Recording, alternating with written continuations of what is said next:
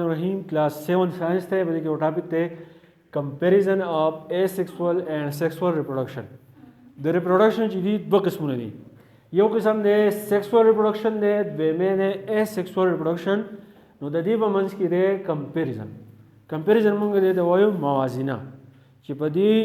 د ریپروډکشن چې کوم دواړه قسمونه دي په دې کې کمی خبرې داسې دي چې هغه یو شان دي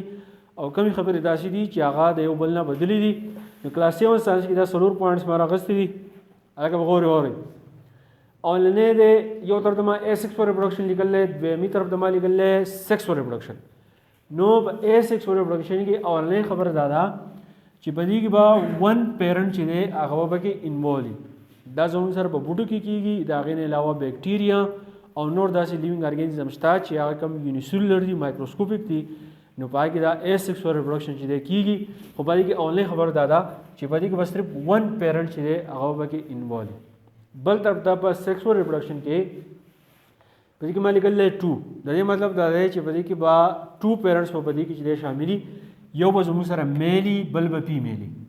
دا میل دا چې دا خپل سیکس سیلز پیدا کوي او کوم فیمیل چې دی هغه به خپل سیکس سیلز پیدا کوي هغه ته موږ سیکس سیلز وایو یا ته موږ وایو ګیمیټس دغه ګیمیټس د میل جدا دی د فیمیل جدا دی دا به یو خبره شو چې په اسیکسوال کې به ون پیرنټ او په سیکسوال کې به چې دی 2 پیرنټ بیا په دې کې دویمه خبره دا چې اپ سپرینګ فرام باډي اف پیرنټ چې په اسیکسوال ریپروډکشن کې کوم اپ سپرینګ پیدا کیږي ناغبا د لیوینګ ارګانیزم د کمپیرنټ چې دی د هغې د باډي نه چې دا ناغبا د هغې نه پیدا کېږي دا به چې دی په اټیچ شکل کې په سیکسوال ریپروډکشن کې دا چل به وشي چې میل او کم فیمیل کم سیکس سیل شي دي دا به دواړه یو ځای شي دا به یو بل سیل شکل ټایپ چې دی جوړ کړي نو هغې ته موږ وایو زایګوټ او د دې زایګوټ نه بعد چې دی د دې ډیولپمنټ او د دې گروث چې دی هغه سټارټ شي درېمې خبره دا ده چې اسیکسوال ریپروډکشن کې چې کم اپ سپرینګ پیدا کیږي نو د هغې د ډیولپمنټ کم پروسس چې دی نو هغه ریپډ دی هغه ډېر زیات په تیزۍ باندې کیږي او سیکسوال ریپروډکشن کې چې کم